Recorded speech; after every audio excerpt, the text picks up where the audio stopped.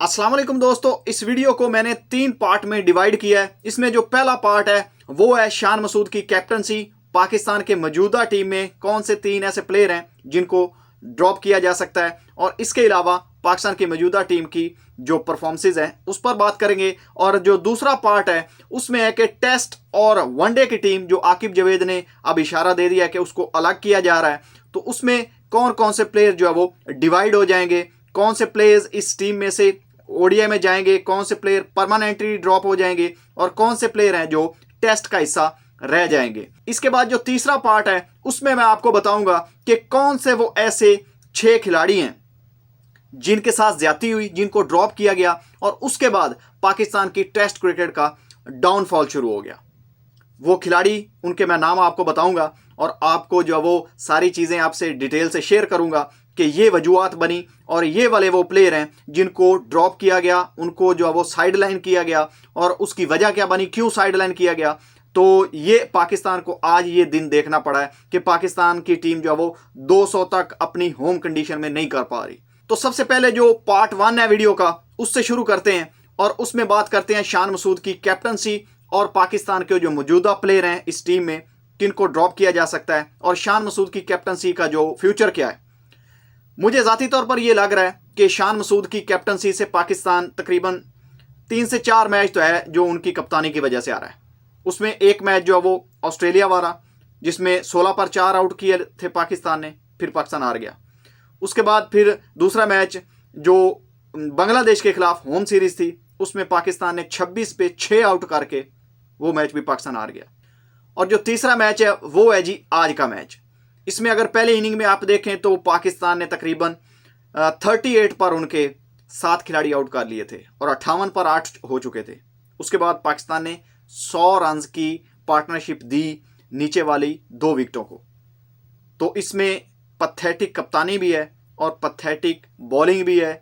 इसमें पूरी टीम भी इसकी कसूरवार है और कप्तान भी कसूरवार है। सबसे बड़ा जो पॉइंट आउट किया जाता है या जिसके तरफ उंगली होती है वो कैप्टन होता है। अगर ऐसी सिचुएशन से पाकिस्तान या कोई भी टीम हारती है तो फिर कप्तान को पॉइंट आउट किया जाता है।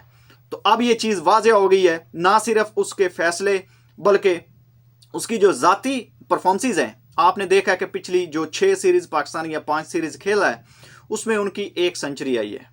उसके अलावा उनकी कोई जो है वो खातिर का परफॉर्मेंसेज नहीं रही हैं। हालांकि वो टॉप से लीड करते हैं और एज ए कैप्टन उनका ये बनता था कि वो खुद से जो है वो परफॉर्म करके दूसरी टीम के लिए जो है वो एक मिसाल सेट करें, लेकिन वो ऐसा नहीं कर पाए। ना सिर्फ अपनी परफॉर्मेंस बल्कि उनकी कैप्टनशिप जो है वो उतनी ज़्यादा मुतासर कुन नहीं रही, जिसकी वजह से पाकिस्तान आज इस वर्ल्ड टेस्ट चैम्पियनशिप की लास्ट पोजीशन पर है। 9वें नंबर पर पाकिस्तान ने ये साल फिनिश किया है। ये WTC का जो साइकिल है 2024-25 का, इसको पाकिस्तान ने लास्ट नंबर पर फिनिश किया है और ये पाकिस्तान के लिए एक लम्हा फिक्री है। अब बात करते हैं कि वो कौन से प्लेयर हैं जिनको इस टीम से नेक्स्ट सीरीज में या नेक्स्ट जो पाकिस्तान का WTC साइकिल आ रहा है उसमें ड्रॉप किया जा सकता है। उसमें जो 3 प्लेयर हैं जिन पर मेरा ये ख्याल है कि उनको ड्रॉप किया जाएगा, उसमें जो नंबर 1 पर हैं वो खुद कैप्टन शान मसूद हैं। उनको ड्रॉप किया जा सकता है, उनको कप्तानी से भी हटाया जा सकता है। और इसके बाद जो दूसरे प्लेयर हैं वो बाबर आजम है। अनफॉर्चुनेट बाबर आजम की जो लास्ट 2 से 3 साल टेस्ट परफॉर्मेंसेज रही हैं वो बिल्कुल ही यानी कि पैथेटिक रही हैं और घटिया परफॉर्मेंस उन्होंने दी है। ये लफ्ज़ जो है वो मैं इसलिए इस्तेमाल कर रहा हूँ क्योंकि फैंस के दिल बहुत हर्ट हुए हैं और मैं भी एक क्रिकेट फ़ैन हूँ, तो इसलिए मुझे ये लफ्ज़ जो है वो माजरत के साथ इस्तेमाल करना पड़ रहा है। तो अगर बाबर आजम की परफॉर्मेंसेज देखें तो होम कंडीशन में उनकी 13 की एवरेज है, यानी कि लास्ट जो ये WTC साइकिल गया है जो लास्ट 2-3 साल है उसमें 13 की उनकी एवरेज है। तो इससे आप अंदाज़ा लगा लें कि उनको ड्रॉप किया जा सकता है कि नहीं, ये आप खुद फैसला कर लें। इसके बाद जो अगला नाम है वो मुझे ऐसा ऐसा लग रहा है कि सलमान अली आगा भी उसी डगर पर चल पड़े हैं और उनकी जो 2 लास्ट सीरीज़ हैं उसमें आप उनकी परफॉर्मेंसेज देख लें कि क्या है, कुछ भी नहीं है।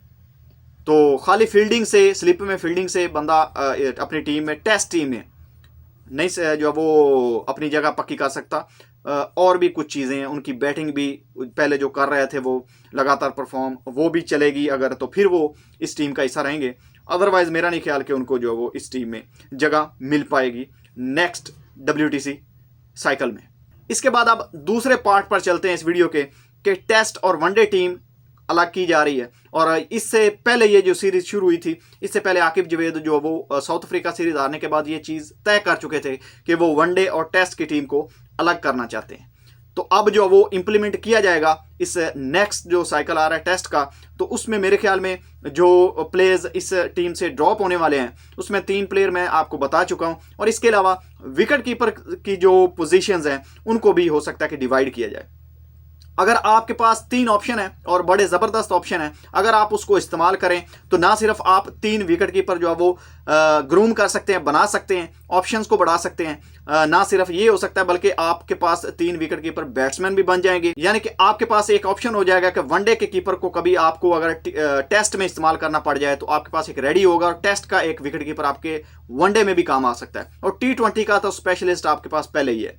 तो अगर आप T20 में देखें तो मोहम्मद हारिस आपके पास जो है वो एक ज़बरदस्त विकेट कीपर बैट्समैन है।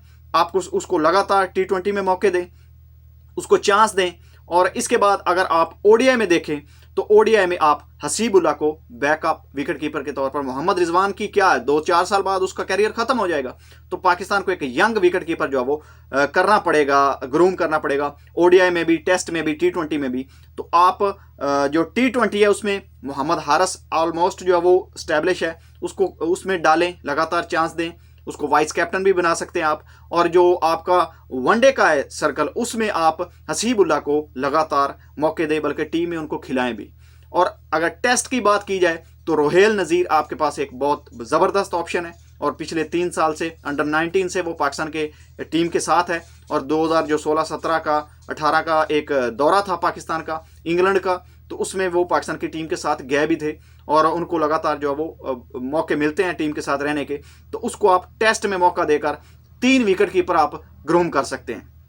अगर प्लेयर्स की बात की जाए, अगर टेस्ट की टीम डिवाइड की जाती है तो इमामुल हक को आप जो है वो इस टीम में शामिल कर सकते हैं, आबिद अली को आप इस टीम में शामिल कर सकते हैं। एक्सपीरियंस प्लेयर हैं, लगातार डोमेस्टिक क्रिकेट खेल रहे हैं, आपकी जो खास तौर पर जो आपकी होम टेस्ट सीरीज़ हैं वो आराम से वो जितवा सकते हैं, स्पिन के खिलाफ अच्छा खेलते हैं, और जो फास्ट बॉलर्स हैं उनके खिलाफ भी अच्छा खेलते हैं। इसके साथ जो वो आप सरफराज अहमद के अगर 1-2 साल उनके बाकी हैं तो उनको भी आप स्पिनर्स के खिलाफ ज़बरदस्त बैटिंग करते हैं मिडिल ऑर्डर में आकर, और वो लास्ट सीरीज़ में न्यूजीलैंड के खिलाफ प्रूव भी कर चुके हैं। तो आप उनको भी इस अपनी जो नई टेस्ट टीम, एक डिवाइड टेस्ट टीम बनाएंगे, उसमें आप उनको शामिल कर सकते हैं। और साथ में आपको फ़ायदा ये होगा कि वो एक मेंटोर भी काम करेंगे, और जो आपका विकेट कीपर होगा उसमें साथ में रोहेल नज़ीर या कोई भी, या प्लेयर्स हैं आपके कुछ इन एक्सपीरियंस, तो उनको वो ग्रूम कर सकेंगे। तो एज ए कैप्टन भी आप साल या 2 साल उनके साथ सऊद शकील और दोनों को लगा सकते हैं। एज ए कैप्टन भी सरफराज अहमद आपके साथ जो है वो अगला साइकिल चला सकते हैं आपका टेस्ट का। तो ये यानी कि ये एक पॉइंट ऑफ व्यू है कि आप एक टेस्ट की टीम में 3-4 ऐसे बैटर्स आपके पास हैं कि आप होम कंडीशन और अवे कंडीशन में इनको यूटिलाइज कर सकते हैं। और भी बहुत से प्लेयर्स हैं, लेकिन जो अभी मेरे माइंड में है वो ये है। अगर बाकी के जो प्लेयर इसमें नाकाम है, जिसमें बाबर आजम है, उसके साथ मोहम्मद रिजवान जो है वो भी स्ट्रगल करते हैं, 1-2 और भी प्लेयर हैं कामरान गुलाम वगैरह, तो उनको आप वाइट बॉल में भी ले जा सकते हैं। वो वनडे स्पेशलिस्ट हैं, उनको आप वनडे में भी चांस दे सकते हैं। तो आप ऐसे करके जो आप अपने प्लेयर्स को डिवाइड कर सकते हैं, अच्छी परफॉर्मेंसेज उनसे निकलवा सकते हैं। इसके बाद जो नंबर 3 पार्ट है इस वीडियो का, वो है कि कौन से वो ऐसे प्लेयर हैं जिनके साथ माजी में या फिलहाल ज्यादती हुई है, उनको ड्रॉप किया गया है, जिसकी वजह से पाकिस्तान को ये दिन आज देखना पड़ रहा है। इसमें अगर देखा जाए तो नंबर 1 पर जो है वो उंगलियों में गिन सकता हूं मैं, असद शफीक। असद शफीक दुनिया के वो वाहिद बैट्समैन है जिनका नंबर 8 पर या 7 पर उनकी 8 सेंचुरियां हैं, वर्ल्ड रिकॉर्ड है उनका, और उनकी तकरीबन 45+ उनकी एवरेज है, और उनको बगैर किसी रीज़न के टीम से ड्रॉप कर दिया गया था। जब बाबर आजम कैप्टन बने थे, बगैर किसी रीज़न के उनको ड्रॉप कर दिया गया था। अब इसका रीज़न जो है वो पीसीबी बता सकते हैं या बाबर आजम बता सकते हैं। उसके बाद जो दूसरे खिलाड़ी ड्रॉप हुए हैं, आबिद अली, उनको दिल का दौरा पड़ा था, सबको पता है, मुझे भी पता है, लेकिन उसको इस बात को जो है वो 2 साल गुजर चुके हैं। उसके बाद वो फिट हुए और लगातार डोमेस्टिक क्रिकेट खेल रहे हैं, तो उसकी सेंचुरियां भी हैं टेस्ट में, ज़बरदस्त परफॉर्मेंसेज हैं उसकी, और उसको आपने जो है वो डेब्यू में उसने सेंचुरियां की हुई हैं, उसको ड्रॉप कर दिया। वो यानी कि अब टीम से बाहर हैं। वो एक अच्छे बैट्समैन थे। 2 हो गए। तीसरे फवाद आलम। फवाद आलम का क्या कसूर था?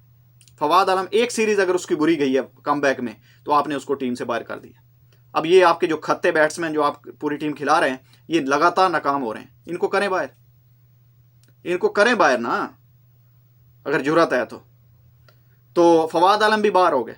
इसके बाद अगर देखा जाए तो अजहर अली, ये 3-4 दिन पहले एक पॉडकास्ट में कह चुके हैं कि वो 2 साल या 1 साल टेस्ट क्रिकेट खेलना चाहते थे। क्या कसूर था अजहर अली का? क्या उसने पाकिस्तान के लिए सर्व नहीं किया?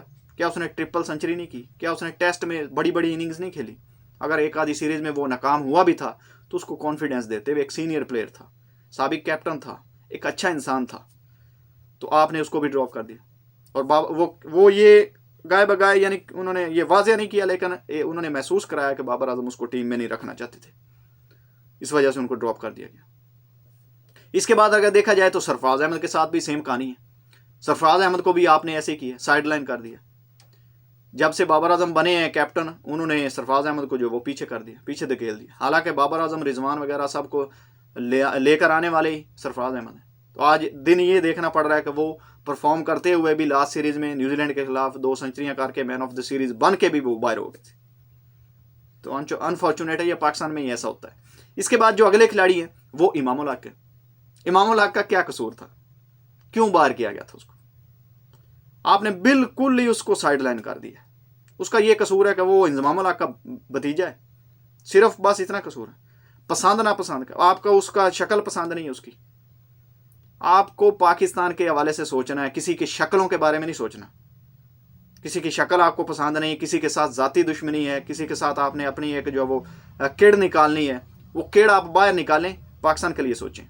इमाम उल हक जबरदस्त सीजन खेल कर आए थे, आपने उसको बाहर बिठाया हुआ था। और स्पिन के आपके पास वो भी एक प्लेयर हैं जो स्पिन को अच्छा खेलते। टेस्ट क्रिकेट के ये परमानेंट प्लेयर हैं जो 6-7 मैंने आपको गिनवाए हैं। इनके करियर जो है वो अब एंड की तरफ जा रहे हैं। इनमें से 2 ऐसे, तकरीबन 3 ऐसे प्लेयर हैं जो अभी भी खेल सकते हैं, आबिद अली, सरफराज अहमद और इमाम उल हक। अभी भी इनको यूटिलाइज किया जा सकता है अगले 2 साल तक। तो अब देखते हैं कि सिलेक्शन कमेटी जब अलग टीम करेगी तो क्या वो इन प्लेयरों को टीम में शामिल करेगी। आप दोस्तों अपनी राय का इज़हार कमेंट में कीजिएगा। और इस वीडियो के बारे में मैंने जो भी चीज़ें आपसे शेयर की हैं, आप अगर इससे एग्री करते हैं तो आप कमेंट में बताइएगा। अगर एग्री नहीं करते तो फिर भी आप कमेंट में अपनी राय का इज़हार ज़रूर कीजिएगा। मिलते हैं किसी और वीडियो में, तब तक के लिए अल्लाह हाफिज़।